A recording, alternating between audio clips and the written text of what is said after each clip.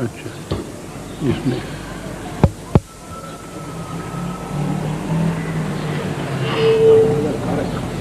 ہلکا اعوذ باللہ من الشیطان الرجیم بسم اللہ الرحمن الرحیم. عزیزان من، آج جنوری 1982 کی 8 تاریخ ہے. مسلسل درس 18 دسمبر 81 کو ہوا تھا. 25 دسمبر یوم پیدائش قائد اعظم علیہ الرحمہ کے سلسلے میں خصوصی درس تھا، اور اس کے بعد 27 دسمبر کو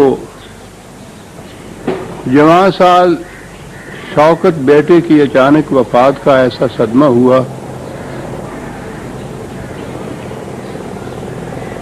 کہ 1 جنوری کے درس کی میں اپنے اندر ہمت نہیں پاتا تھا. اس عمر میں اس قسم کا صدمہ ناقابل برداشت ہوتا ہے.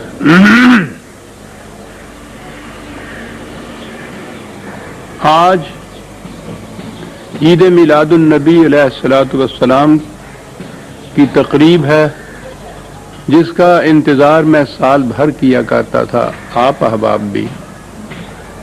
اس تقریب پر میں بارگاہ رسالت مآب میں اپنا ہدیہ عقیدت خطاب خصوصی کی شکل میں پیش کیا کرتا تھا. ان سال بھی آرزو تو یہی تھی، لیکن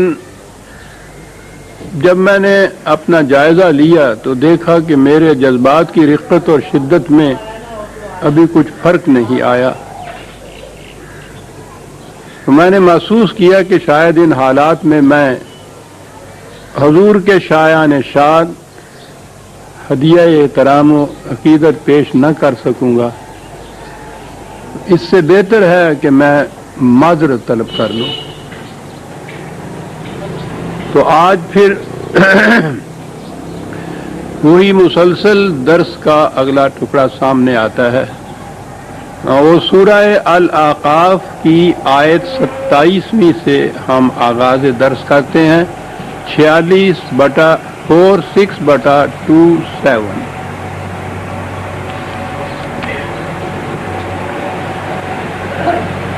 جیسا کہ آپ احباب کو اب معلوم ہے، قرآن کریم کا انداز یہ ہے کہ وہ اپنے اصول و اقدار پیش کرتا ہے،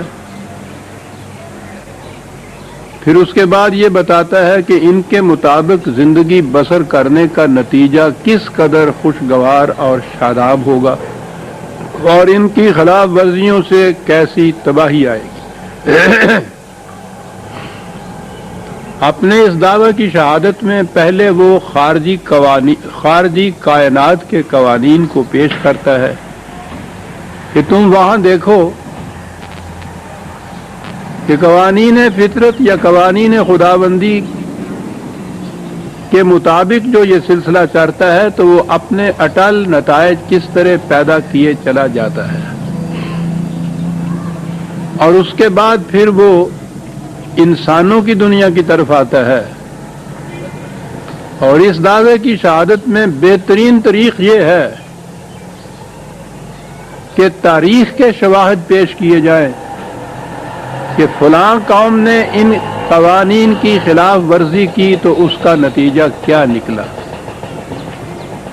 بڑا ہی مؤثر اور بلیغ انداز ہے بات کے سمجھانے کا. تو اسی لیے اس نے کہا تھا یہ کچھ بیان کرنے کے بعد فَبِأَيِّ حَدِيثٍ بَعْدَهُ يُؤْمِنُونَ، کہ اس کے بعد بھی اگر تم حقیقت کو تسلیم نہیں کرتے تو پھر اور کون سی بات باقی ہے جس کے سامنے لانے سے تم اسے تسلیم کرو گے.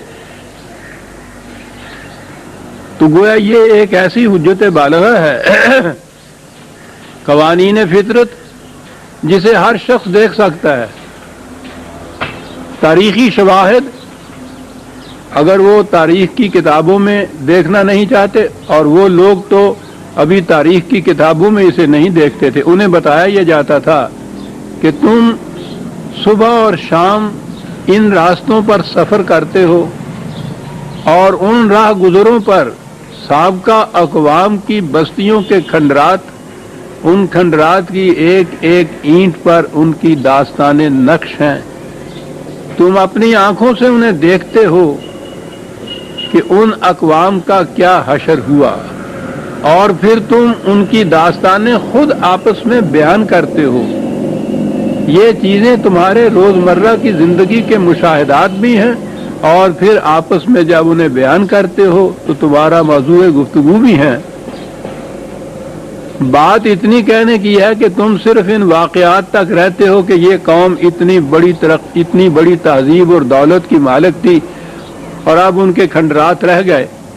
ہم صرف اتنا اضافہ کرتے ہیں جو تمہیں بتاتے ہیں کہ ایسا کیوں ہوا۔ تمہاری تہذیب اپنے خنجر سے آپ ہی خودکشی کرے گی، یہ چیز کہی۔ دلیل یہ تھی کہ جو شاخ نازک پہ آشیانہ بنے گا نہ استوار ہوگا۔ تو قرآن یہ چیزیں تو وہی پیش کرتا ہے جو دنیا کے ہر انسان کے سامنے، ہر قوم کے سامنے ہوتی ہیں۔ وہ ان کی جو علت اور سبب بیان کرتا ہے یہ ہے اس کا اپنا منفرد انداز۔ دنیا کی قومیں، مورخین، محققین، ریسرچ اسکالر ان تباہیوں کی طرف جب آتے ہیں، عام طور پر، اس لیے کہ ان میں استثناء ہے، عام طور پر وہ ان کے طبعی اسباب کی تک محدود ہو کے رہ جاتے ہیں۔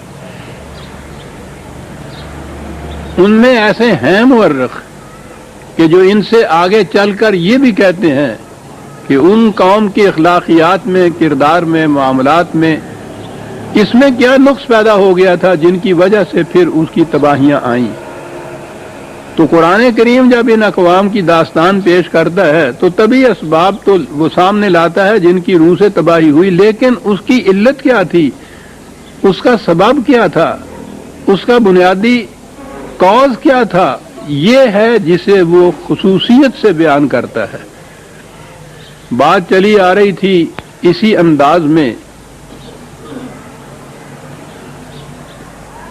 قوانین فطرت کے بعد قرآن نے قوم عاد کی داستان سے آغاز کیا اور کہا یہ کہ تم دیکھتے ہو ان کی بستیوں کے کھنڈرات سے کہ وہ کتنی شاندار تہذیب کی مالک قوم تھی، اور پھر یہ چیز خاص طور پہ کہی کہ وہ کچھ یوں ہی جاہلوں کی قوم نہیں تھی، ایسی قوم نہیں تھی کہ علم و حکمت کا انہیں پتہ ہی نہیں تھا۔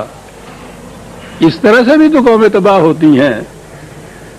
وَلَقَدْ مَكَّنَّاهُمْ فِي مَاءٍ مَكَّنَّاكُمْ فِيهِ، پہلی چیز تو یہ کہ جہاں تک ان کے تمکن فی الارض کا تعلق ہے کہ وہ کتنی قوت سے اسٹیبلش ہوئے تھے دنیا کے اندر، وہ تم بھی ایسی قوت اور استحکام کے مالک نہیں ہو جیسے وہ لوگ تھے، تم سے بھی زیادہ۔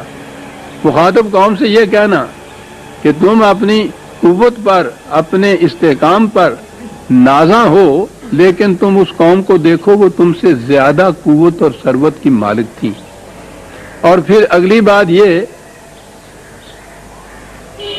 کہ وَجَعَلْنَا لَهُمْ سَمْعًا وَأَبْصَارًا وَأَفْئِدَةً، بیوقوف قوم نہیں تھی، علم کے تمام ذرائع ان کے پاس تھے، ان کے دروازے کھلے ہوئے تھے، سماعت و بصارت اور قلب، یہ سب چیزیں یعنی سوچنے سمجھنے کی قوتیں اور صلاحیتیں اور ذرائع ان کے پاس موجود تھے۔ اب آگے وہ بات آتی ہے، وہ جو میں نے کہا کہ وہ علت العلل بیان کرتا ہے، سبب بیان کرتا ہے، بتاتا ہے کہ کیوں ایسا ہوا۔ کہا فما اغنا عنہم سمعہم ولا ابصارہم ولا افئدتہم من شیء، لیکن ان کے یہ ذرائع علم، ان کا یہ فہم و ادراک، ان کی یہ عقل و دانش ان کے کسی کام نہ آئی۔ کیوں؟ اذ کانوا یجحدون بآیات اللہ، جب انہوں نے اقدار خداوندی کی صداقت سے انکار کیا اور اس کی خلاف ورزی کی، تو علم اور دانش و بصیرت و سماعت ان کے کسی کام نہ آئی۔ تمکن اتنا بڑا، قوت، دولت، ثروت اتنی زیادہ شاندار، فہم و فراست، علم و بصیرت، دانش و بینش، اس میں وہ اتنے زیادہ بڑے ہوئے، لیکن یہ تمام چیزیں ان کے کام نہ آئیں جب انہوں نے اقدار خداوندی سے انکار کیا اور اس کی خلاف ورزی کی، تو اب یہ آ گئی وہ علت اس کی۔ وَحَاقَ بِهِم مَّا كَانُوا بِهِ يَسْتَهْزِئُونَ، کیا بات ہے، وہ اپنی قوت اور دولت کے نشے میں ان اقدار کا مذاق اڑایا کرتے تھے کہ دیکھ لیا ہے دیانتدار بن کے بھی میاں کچھ نہیں بنتا، چاہو جاؤ تم۔ تو جن باتوں کا وہ مذاق اڑایا کرتے تھے انہوں نے ان کا احاطہ کر لیا، گھیر لیا چاروں طرف سے، اور اس طرح سے پھر ان کی صرف قرآن کے الفاظ میں داستانیں باقی رہ گئیں اور کچھ بھی باقی نہ رہا۔ اب اس کے بعد وہ یہ کہتا ہے اگلی قوموں کے متعلق بھی، وَلَقَدْ أَهْلَكْنَا مَا حَوْلَكُمْ مِنَ الْقُرَىٰ، وہ ایک قوم عادی نہیں، تمہارے گرد و پیش اور بھی قومیں ہیں، اور قرآن نے ان کے تذکرے بھی ان سے کیے ہیں۔ قوم نوح تھی، قوم سمود تھی، قوم عاد تھی، قوم لوط تھی، فلکہ سبا کی مملکت تھی، یہ ان تمام کی داستانیں قرآن نے بیان کی ہیں۔ اور یہ اس لیے ہی کہ انہی تک محدود وہ اس لیے رہا ہے کہ اولی مخاطب وہ عرب تھے جو روزمرہ ان چیزوں کے اوپر سے گزرتے تھے، اور اس لیے انہیں معلوم تھا جب بھی کہا گیا کہ سمود کا دیکھو کیا حال ہوا تو وہ جانتے تھے کہ ان کا کیا حشر ہوا۔ جیسا کہ میں نے کئی دفعہ کہا، اگر ان سے کہتے کہ صاحب دیکھیے کنفیوشس کی قوم کے ساتھ کیا ہوا، تو وہ پوچھتے کہ صاحب یہ کنفیوشس کون تھا، اس کی قوم کون تھی، اس کے ساتھ ہوا کیا تھا، تو اسی پہ بحث چل نکلتی۔ اصل مقصد تھا وہ نگاہوں سے اوجھل ہی رہ جاتا۔ انہیں انہی اقوام کی مثالیں ان کے سامنے لائی گئیں جن سے وہ پہلے سے بخوبی واقف تھے۔ کہا تمہارے گرد و پیش تم دیکھو اور کتنی قومیں تھیں جو اسی طرح سے ہلاک ہو گئیں۔ وَصَرَّفْنَا الْآيَاتِ لَعَلَّهُمْ يَرْجِعُونَ، اور ہم یہ جتنے بھی، اب دیکھیے یہاں آیات صرف آیات قرآنی کوئی قرآن نے نہیں کہا، آیت ہوتی ہے ہر وہ شے جس سے کسی بنیادی چیز کی دلیل مل جائے، نشانی مل جائے، سراغ مل جائے۔ دور سے صحرا میں کہیں آپ کو اگر دھواں نظر آتا ہے تو آپ سمجھ سکتے ہیں کہ نیچے آگ ہے، اور آگ ہے تو پھر یہاں کوئی آبادی ہے۔ کتا کہیں بھونکتا ہے صحراؤں میں تو معلوم ہوتا ہے کہ کہیں پانی ارد گرد ہے، کوا اڑتا ہے تو اس سے بھی نظر آ جاتا ہے کہ یہ جو زندگی ہے پانی کے سر پہ ہے، اور عربوں کے نزدیک تو پانی بڑی ایک ایسی نایاب متاع تھی۔ تو گویا یہ چیزیں، دھواں اور کتے کا بھونکنا یا کوے کا اڑنا، یہ علامت بنتا ہے اس چیز کی کہ نیچے زندگی ہے۔ ان چیزوں کو آیات کہتے ہیں۔ یہ قرآن کریم کی آیات بھی اصل مقصد تک پہنچنے کے ذرائع ہیں۔ کہا یہ جو احادیث، یہ جو آیات ہم بیان کر رہے ہیں، اس سے مقصد یہ ہے لعلہم یرجعون، تاکہ یہ اپنی بدروی سے باز آ جائیں اور حقیقت کی طرف لوٹ آئیں۔ اس لیے ہم بار بار بیان کرتے ہیں، سامنے لاتے ہیں ان آیات۔ وہ قوم تو لوٹ آئی، عرب کے مخاطب، ہم 1300 سال کے اندر نہ لوٹ کر آئے۔ ان میں بھی جو لوگ ایسے تھے جو کہتے تھے کہ یہ تو پرانی قوموں کی داستانیں ہیں جو یوں ہی جیسے داستان امیر حمزہ بیان کرتا ہے کوئی، تو اس طرح سے یہ کہانیاں ہیں، اساطیر الاولین ہیں، پہلے لوگوں کی کہانیاں ہیں جو بیان کرتے۔ جب انہوں نے ان کو صرف کہانیاں سمجھا اور یہ نہ سمجھا کہ کس مقصد کے